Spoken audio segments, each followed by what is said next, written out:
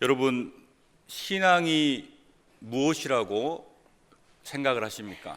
한번 생각을 해보신 적 있습니까? 신앙이 뭐냐고 물어보면 내가 뭐라고 대답해야겠다, 한 줄로 뭐라고 대답해야 될까 생각해 보신 적 있으십니까? 신앙, 또 바른 신앙이 무엇인가 아마 각자 얘기할 수 있는 다 내용들이 있으실 텐데, 어떤 목사님은 신앙이 뭐냐라는 걸 이렇게 얘기를 했습니다. 신앙은 필요한 것과 욕망을 구별하는 게 신앙이다, 이렇게 이야기를 했습니다. 나에게 필요한 것과 내가 욕망하는 것의 이 차이를 알고 분별할 수 있는 것이 신앙이다, 이렇게 얘기를 했습니다. 여러분, 이 이야기에 동의가 되십니까? 네, 동의가 안 되시면 오늘 우리가 말씀을 들으시면서 한번 동의를 해보는 걸로 하겠습니다. 여러분들 노후 준비 잘 하고 계십니까? 노후 준비 잘 하셨어요? 요즘 노후 준비, 은퇴 후의 생활에 대한 관심이 되게 높습니다. 어떤 우리나라의 큰 신문사가 유튜브 채널을 하나를 운영을 하는데, 거기에 코너가 뭐냐면 은퇴 후의 생활, 은퇴 준비에 대한 것들을 이렇게 알려주는 그런 코너를 운영을 하고 있는데, 이제 뭐 질문도 올리고 설명도 해주고 이렇게 운영을 합니다. 그런데 어떤 분이 거기에 이런 질문을 올렸습니다. 이제 은퇴를 앞두고 있는 60대가 된 직장인이라고 이야기를 하면서, 은퇴를 하면 이제 수입은 없어지는데 건강보험료가 크게 부담이 될 것 같은데 어떻게 하면 좋을까요? 라는 질문을 했습니다. 그리고 저는 수입은 이제 은퇴하면 없고 가진 것은 집 한 채밖에 없습니다, 이렇게 글을 올렸어요. 안타깝지 않습니까? 그죠? 집 한 채밖에 없는데 매달 이 보험료를 내야 되는 게 아마 걱정이 됐던 것 같습니다. 진행자가 물어봤어요. 참 안타까운 상황이십니다. 집은 얼마짜리 집입니까? 물어봤더니 집은 지금 시세로 한 25억쯤 합니다, 이렇게 얘기를 했다라고 합니다. 실제로 처음에는 답답하고 안타깝다 생각을 했는데, 그 이야기를 듣는 순간 25억짜리 집이 있는데 수입이 없어서 건강보험료를 걱정하는 것, 참 안타깝기도 하면서 한편으로는 공감이 잘 안 됩니다. 여러분, 공감되십니까? 청주에서는 25억짜리 집을 살려고 해도 없잖아요, 그죠? 그런 상황에 있다고 얘기를 들었습니다. 그러니까 노후에 대한 걱정을 하는데 조금 이제 공감이 다른 것 같습니다. 또 이제 다른 곳에서는 이제 은퇴를 앞둔 분들을 대상으로 또 조사를 했는데, 뭘 조사했냐면 은퇴하면 생활비가 얼마 정도 필요할 것 같습니까? 희망하는 그 액수를 조사를 했는데, 평균을 내봤더니 평균이 얼마가 나왔냐면 369만 원 필요할 것 같습니다, 이렇게 얘기를 했다고 그래요.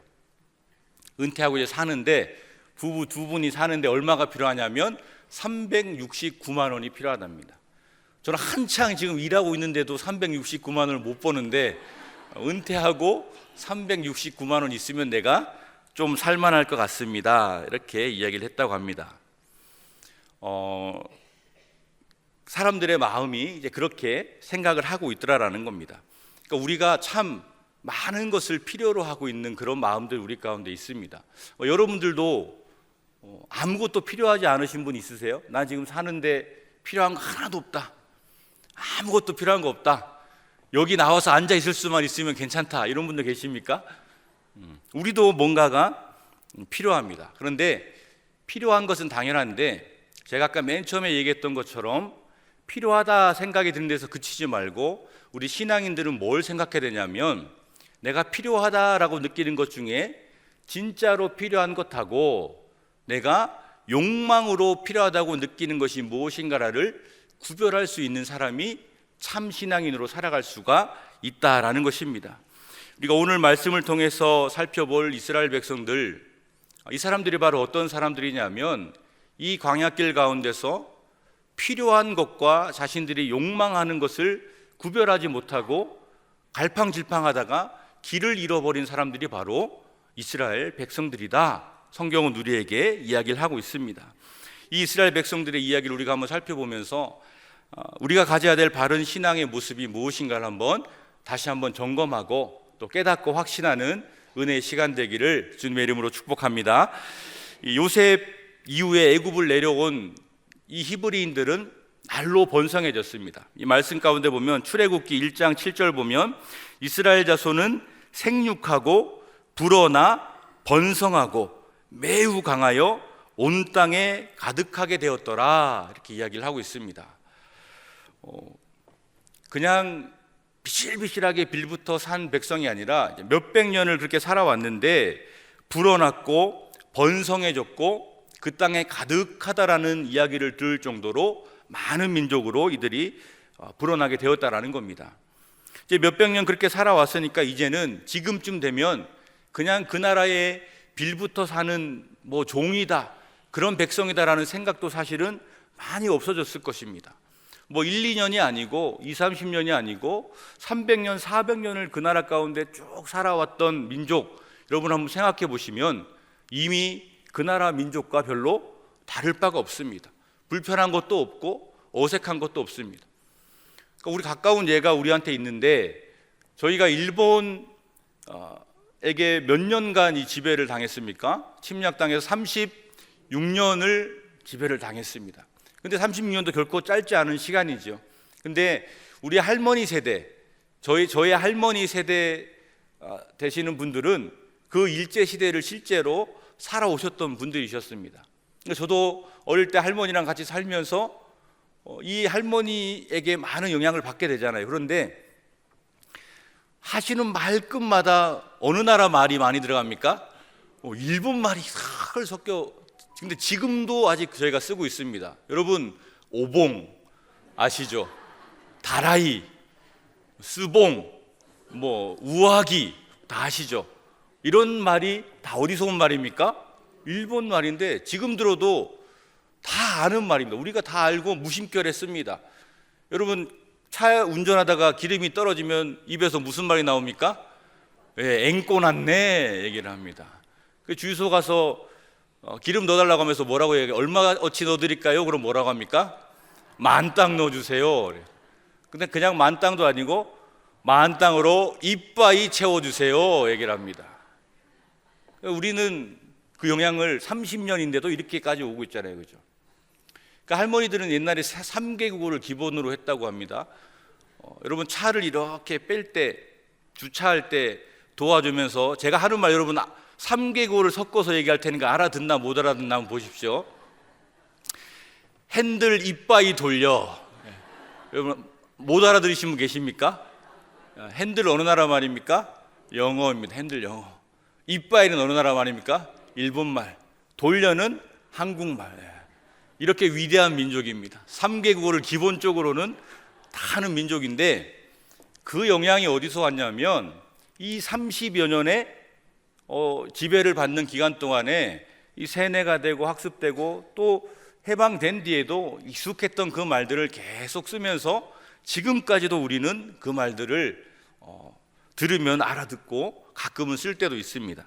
그런데 수백 년을 그렇게 살아온 이 백성들 어땠을까 한번 생각을 해보시면 그렇게 단순한 문제가 아닙니다. 출애굽한 백성들 광야길에서 하는 모습과 그 행태들을 바라보면서 우리가 쉽게 말은 할 수 있지만 그들의 뼛속 깊이 배어있는 그 수백 년의 시간을 생각해 보면 결코 단순한 것이 아닙니다. 그러니까 하나님을 찾는 것도 희미해지게 되고 애굽 사람들이 섬기는 신에 대해서도 그냥 쉽게 수용이 되는 지경까지 왔습니다. 나중에는 어떤 지경까지 왔냐면 마음속에는 하나님을 부르면서 외치는데 외형적으로는 이게 하나님인지 저게 하나님인지도 헷갈리게 됩니다. 모세가 산에 올라가서 언약을 받으러 올라갔을 때 불안감에 떨던 백성들이, 아론과 백성들이 눈앞에 보이는 하나님을 만들어야 되겠다라고 만들어낸 모양이 무슨 모양이었습니까? 황금으로 소를 만들어서 그거 하나님이라고 생각하고 있는 거예요. 그러니까 소를 섬긴다는 마음보다도 그 문화 가운데 살다 보니까 애굽이 하나님이라고 섬기는 그 신상들이 마치 나에게도 나는 하나님을 섬기는 거야 라고 하면서도 그 모양을 그대로 따라가는 그 관습이 그들 가운데 그렇게 깊숙이 박혀 있다라는 것입니다. 그래서 여호수아가 여호수아가 나중에 백성들에게 뭐라고 이야기하냐면 우리 여호수아 24장 14절 말씀을 우리 같이 한번 읽어보겠습니다. 시작. 그러므로 이제는 여호와를 경외하며 온전함과 진실함으로 그를 섬기라. 너희의 조상들이 강 저쪽과 애굽에서 섬기던 신들을 치워버리고 여호와만 섬기라. 아멘. 그러므로 이제는 이라고 얘기를 합니다. 지금까지는 광야길에서 또 애굽에서는 어떻게 했다는 얘기입니까? 그들이 섬기는 신들을 너희가 분별하지 못하고 똑같이 섬기고 혼탁하게 섬겼던 것들을 이제는 끊어버리고 지금부터라도 하나님을 온전히 섬기라, 이렇게 이야기를 하고 있습니다. 그러니까 그렇게 살아왔던 민족들이었다라는 겁니다. 그러니까 지금 출애굽하기 전에 애굽 땅에 있는 백성들에게는 하나님이 없어도 별로 아쉬울 것이 없는 삶을 이 사람들이 살아왔을지도 모릅니다. 오히려 이 사람들이 조상들이 살았던 그 땅, 진짜 가나안보다 지금 살고 있던 애굽, 이 땅이 마치 자기들에게 가나안처럼 느껴졌다라는 겁니다. 하나님이 너희들 인도하여 드리겠다라고 했던 그 진짜 가나안을 잊어버리고 이곳에서 어떻게 하면 잘 살까, 여기서 어떻게 하면 불편 없이 살 수 있을까라는 것에 더 골몰하며 사는 모습이 이 백성들 가운데 있었습니다. 아마 이때 만약에 바로가 나타나서 이들을 핍박하고 고역을 시키고 뭔가 박해의 상황이 일어나지 않았다라고 하면 모세가 가자고 했을 때 따라 나설 사람들 아마 아무도 없었을 것입니다. 왜냐하면 첫 번째로 가나안보다 자기들이 살고 있는 이 애굽 땅이 훨씬 비옥하고 풍족한 땅이었습니다. 온 세계의 기근이 들었을 때 양식을 구하러 온 땅이 어디였습니까? 애굽 땅이었습니다. 가나안 땅은 이슬 한 방울도 아쉬운 그런 땅이었는데 큰 강 옆에 있는 이 애굽 땅은 늘 물이 풍족하고 곡물들이 잘 자라는 그런 땅이었습니다. 그리고 광야길을 나서면 보나마나 이방민들을 거쳐가면서 전쟁을 치러야 될 텐데 뭐하러 거기를 가냐라는 생각들이 이들에게 있었다는 겁니다. 그런데 핍박이 닥쳐왔을 때 이들이 기도하게 되는데 출애굽기 3장 7절 말씀도 우리 같이 한번 읽어보겠습니다. 시작. 여호와께서 이르시되 내가 애굽에 있는 내 백성의 고통을 분명히 보고 그들의 감족자로 말미암아 부르짖음을 듣고 그 근심을 알고. 아멘. 여기 보면 그들의 감독자로 말미암아 부르짖었다라고 얘기했습니다. 자신들을 핍박하니까 이들이 부르짖었는데, 자, 여기서 그냥 넘어가지 말고 한 번 더 생각해 보면 지금 히브리인들의 기도의 내용이 어떤 내용이었을까 한번 생각해 보십시오. 바로가 막 자신들을 괴롭히고 고역을 시키고 못 살게 굴 때 이 백성들의 기도가 뭐였을까? 빨리 출애굽해서 약속의 땅으로 가자고 기도했을까? 그런데 사실은 아마 저 폭군 바로가 빨리 죽고 새로운 왕이 나타나서 이전처럼 좀 평안하게 살 수 있는 나라로 만들어 주십시오, 아마 이 정도로 기도하지 않았을까요? 그렇게만 되면, 그 왕만 바뀌면 여기서 사는 거 하나도 지장 없고 이전처럼 잘 살 수 있는데 하나님 제발 좀 저 못된 왕 좀 바꿔주십시오, 아마 이렇게 기도했을 가능성이 더 클 것 같습니다. 그러니까 하나님께서 이 땅 가운데 보여주신 이 10가지 재앙이라고 하는 것은 이 바로에게 이스라엘 백성들을 보내줘야 될 그 마음 먹게 하시려고 하신 그 재앙이기도 하지만, 또 한편으로 더 중요한 것은 무엇이냐면 이 이스라엘 백성부터 하나님의 살아계시고 하나님이 전능하신 분임을 알아야 했다라는 겁니다. 너희가 이곳에 평안하게 살지만 지금 너희에게 나가라 말씀하신 하나님이 이 땅의 권세가 감당할 수 없는 크고 위대하신 분이시다라는 것들을 누가 알아야 됐냐면 바로가 알기 전에 이스라엘 백성들이 먼저 알아야 됐다라는 겁니다. 그들에게도 보여주시고자 했던 하나님의 뜻이 이 재앙 가운데 있었다라는 겁니다. 결국 하나님께서 이 히브리인들의 기도를 들어주셔서 이 압제에서 벗어나게 해주셨는데, 그들이 기도했던 내용대로가 아니라 하나님의 방식대로 이들을 구원해 주셨습니다. 사랑하는 여러분, 우리가 하나님 앞에 기도하고 구할 때에 우리가 원하는 대로 내 눈앞에서 이루어져야 그것이 응답이라고 생각하지만 하나님은 우리에게 어떻게 이루어 주시냐면 우리에게 가장 좋은 것을 주시는 하나님이신 줄로 믿습니다.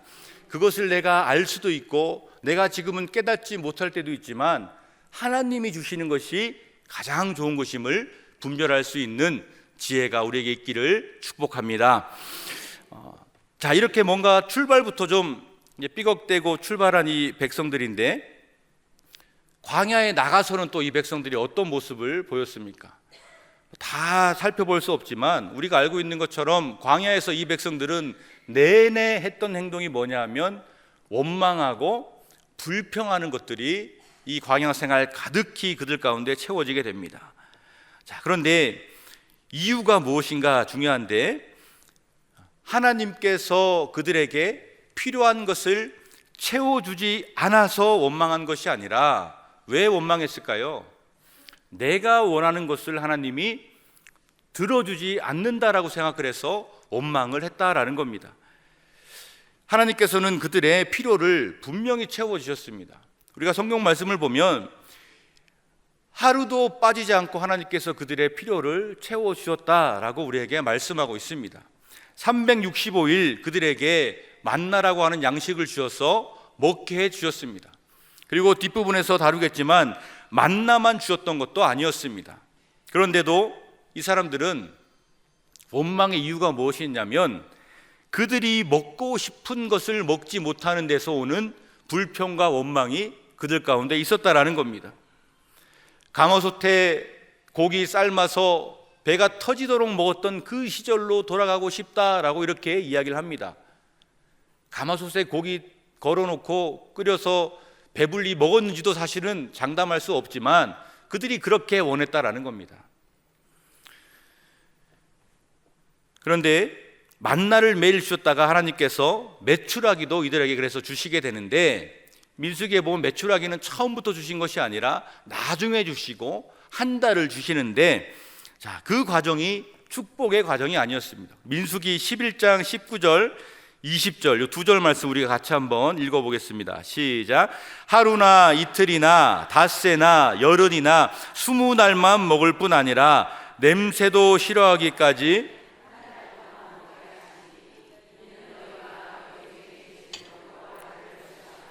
그 앞에서 울며 이르기를 우리가 어찌하여 애굽에서 나왔던가 함이라. 아멘.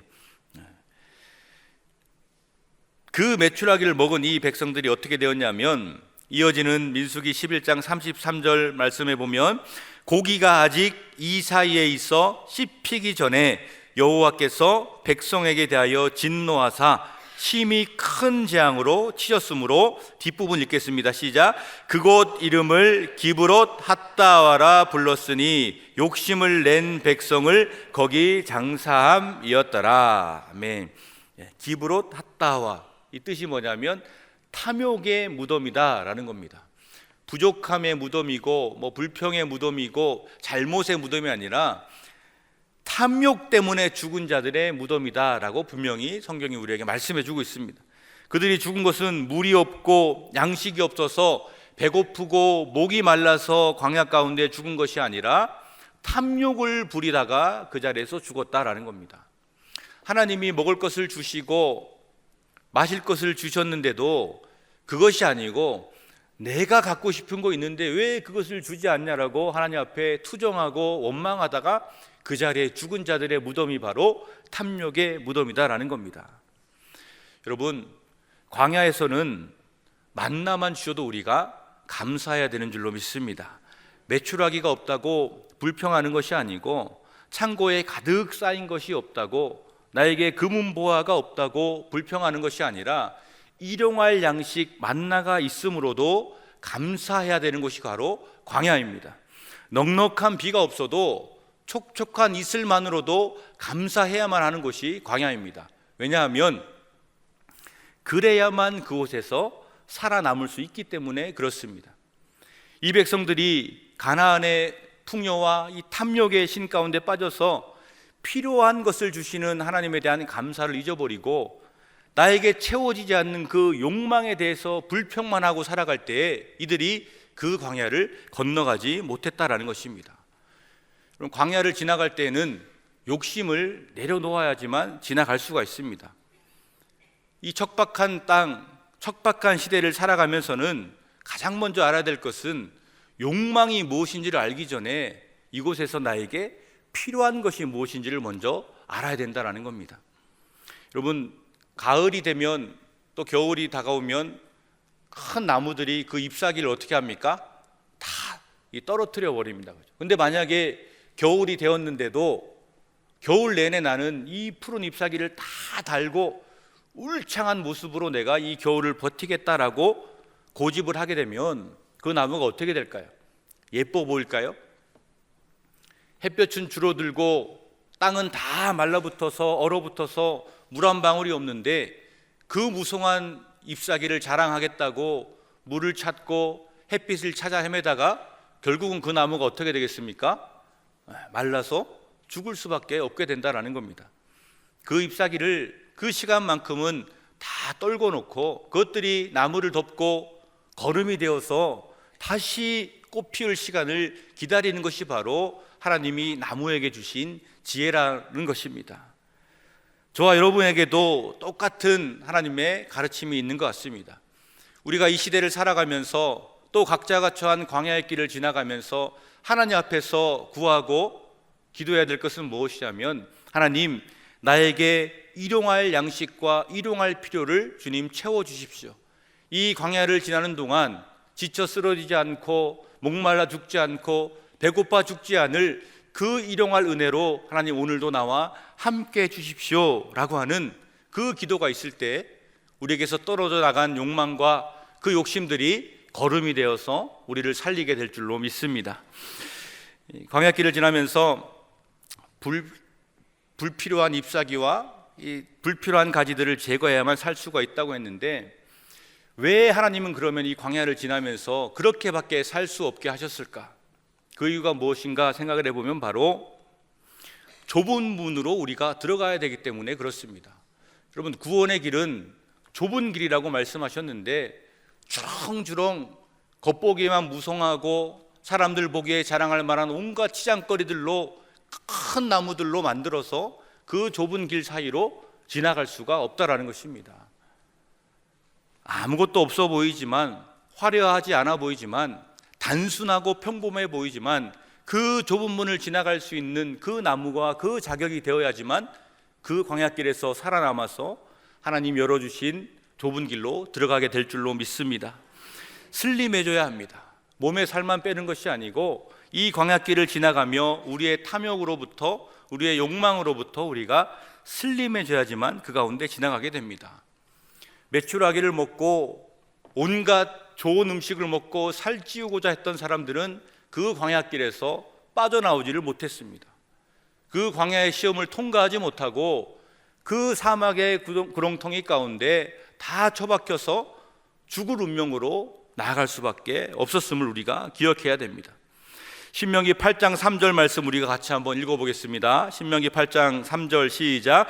너를 낮추시며 너를 줄이게 하시며 또 너도 알지 못하며 내 조상들도 알지 못하던 만나를 내게 먹이신 것은 사람이 떡으로만 사는 것이 아니요 여호와의 입에서 나오는 모든 말씀으로 사는 줄을 내가 알게 하려 하심이니라. 아멘.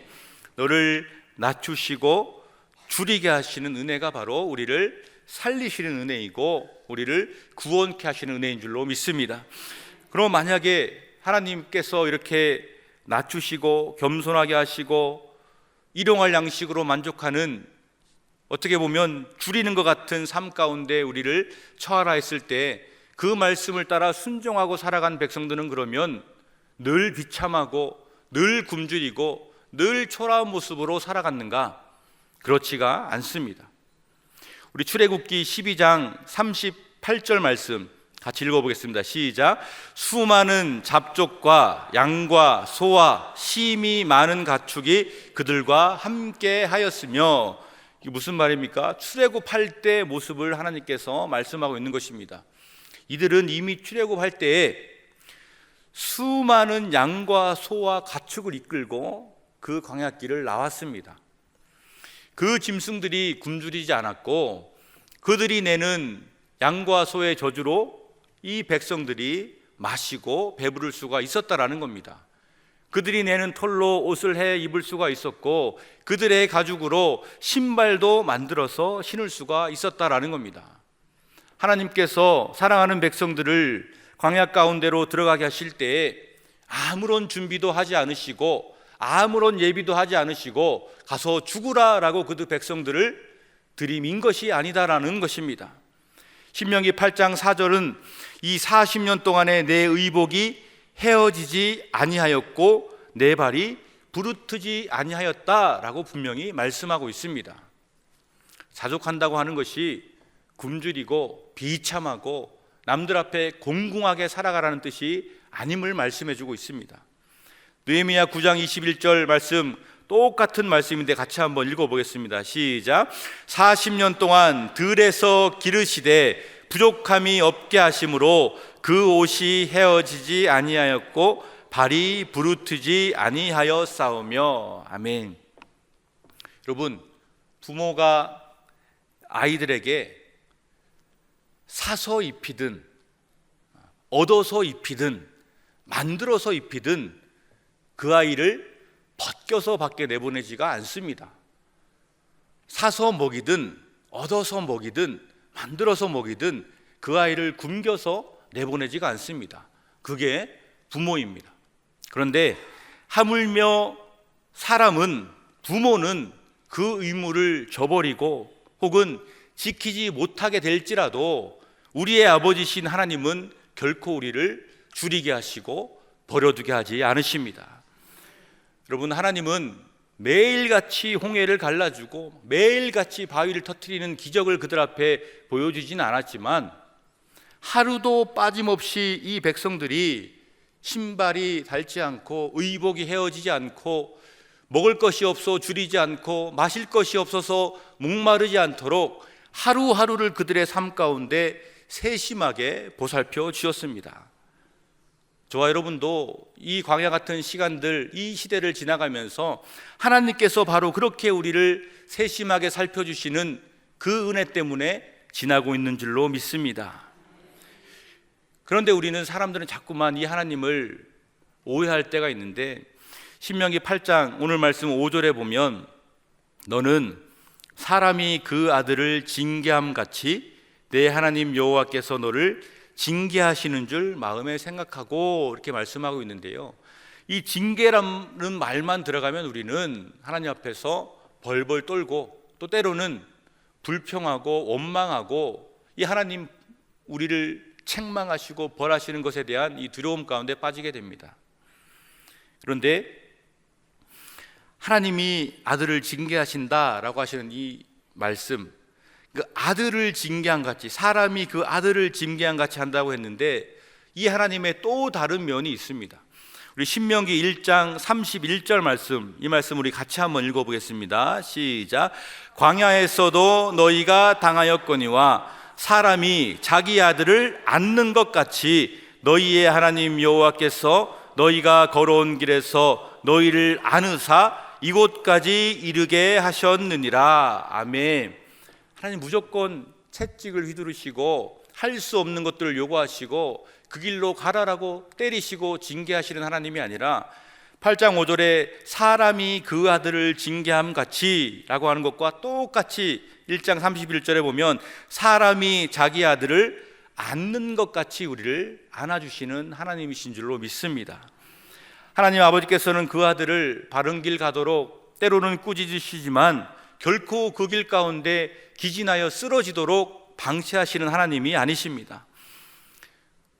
우리는 평안할 때 우리 힘으로 이 시간을 헤쳐나가는 것 같지만, 그러나 우리가 지칠 때 하나님이 우리를 안고 가십니다. 우리가 피곤하고 지쳐서 걸음을 뗄 수 없을 때에는 하나님이 우리를 업고 가십니다. 하나님이 우리를 결코 버려두지 않으십니다. 그 은혜를 반드시 고백할 수 있기를 바랍니다. 줄이게 하시고 낮추게 하실 때 감사하기를 원합니다. 가장 필요한 것을 주시고 채우시려는 하나님의 계획하심으로 우리가 받을 수 있기를 바랍니다. 오늘 말씀을 정리합니다. 여러분, 광야길을 지나는 승리의 비결은 나에게 있지 않습니다. 내가 무엇을 가지고 있느냐에 따라서 그 승리가 결정되지가 않습니다. 내가 무엇이 있으면 될 것 같아서 그것을 간절하게 욕망하고 탐욕 가운데 그것을 구할 때가 있지만 그것이 나를 살리는 것이 아닙니다. 민수기 14장 8절 우리 같이 한번 읽겠습니다. 시작. 여호와께서 우리를 기뻐하시면 그 땅으로 인도하여 들이시고 그 땅을 우리에게 주시리라. 이는 과연 젖과 꿀이 흐르는 땅이니라. 아멘. 그 땅으로 인도하여 들이시는 것, 그 땅을 우리에게 주시는 것, 그곳에서 젖과 꿀이 흐르는 풍요를 우리가 누리는 것, 그것의 전제 조건이 무엇이냐면 내가 무엇을 가지고 있냐라는 것이 아니고, 오늘 말씀이 무엇이라고 이야기합니까? 여호와께서 우리를 기뻐하시면, 그럼 따라해 보겠습니다. 여호와께서 우리를 기뻐하시면, 여호와께서 우리를 기뻐하시면 그렇게 될 줄로 믿습니다. 아무것도 없는 가운데도, 빈들에도, 광야에도 물도 없고 먹을 것도 없고 양도 없고 소도 없지만 왜 이 백성이 광야를 건널 수가 있냐 하면 여호와께서 이들을 기뻐하시면 이들이 건너가게 되었다라는 것입니다. 애굽에서 아무 공로도 없고 그 이방신들을 섬기며 혼탁하게 살아가던 이 백성들이었지만 왜 이들이 광야길을 거쳐 다시 약속의 땅으로 돌아오게 되었습니까? 하나님이 기뻐하시면, 하나님이 원하시면 그 일이 이루어지게 되었다라는 것입니다. 줄이실 때에도 목마를 때에도 하나님 앞에 욕망하며 요구하며 탐욕하는 것이 아니라 내가 하나님의 기쁨이 되기를 원합니다. 여러분이 하나님의 기쁨이 되는 사람들이 되기를 원합니다. 신명기 8장 6절 내 하나님 여호와의 명령을 지켜 그의 길을 따라가며 그를 경외할지어다. 아멘. 우리 6절 말씀 다시 한번 같이 읽어보겠습니다. 시작. 내 하나님 여호와의 명령을 지켜 그의 길을 따라가며 그를 경외할지어다. 아멘. 우리를 살리는 길은 너무나도 단순하고 명확한 하나님의 명령 가운데 있습니다. 그의 명령을 지키라 말씀하셨습니다. 그의 길을 따라가라 라고 말씀하셨습니다. 세상을 두려워하고 애굽의 우상들, 그 바알신들을 두려워하는 것이 아니고 하나님을 경외하라 라고 말씀하셨습니다. 우리는 고난의 길 가운데, 그 광야의 여정 가운데 지금 살아가고 있을지라도 간절한 기도 가운데 아직 나에게 주어지지 않고 소망하는 가운데도 아직 나에게 이루어지지 않은 것들이 있다 할지라도 내가 여호와의 명령을 지키고 그의 길을 따라가기 위해 몸부림치고 하나님을 두려워하며 살아가는 자들을 하나님이 기뻐하시는 줄로 믿습니다. 하나님이 기뻐하시면 되는 줄로 믿습니다. 하나님의 기쁨 되어서 하나님의 은혜 가운데 오늘도 배부르시고 하나님의 은혜로 충만한 저와 여러분의 삶 되기를 주님의 이름으로 축복합니다. 기도하겠습니다. 하나님, 늘 원망하고 불평하고 더 달라고 투정하기만 하던 저희들을 하나님 때로는 안아주시고 때로는 업어주셔서 빈들에서도 광야에서도 길 잃지 않고 지나게 하시니 감사를 드립니다. 하나님, 때로는 우리를 줄이게 하시고 때로는 낮추실지라도 반드시 우리를 높이시고 승리하게 하실 그 하나님의 약속을 사모하며 하나님 기쁘시게 하는 자녀들 다 될 수 있도록 인도하여 주시옵소서. 하나님, 오늘 예배 가운데 나오며 하나님의 것을 구별하여 드린 손길들이 있습니다. 하나님, 그 손길을 축복하여 주시옵시고 이 귀한 예물들이 하나님의 나라와 영광 위하여 쓰임받을 수 있도록 주님 인도하여 주시옵소서. 감사하며 예수님 이름으로 기도하옵나이다. 아멘.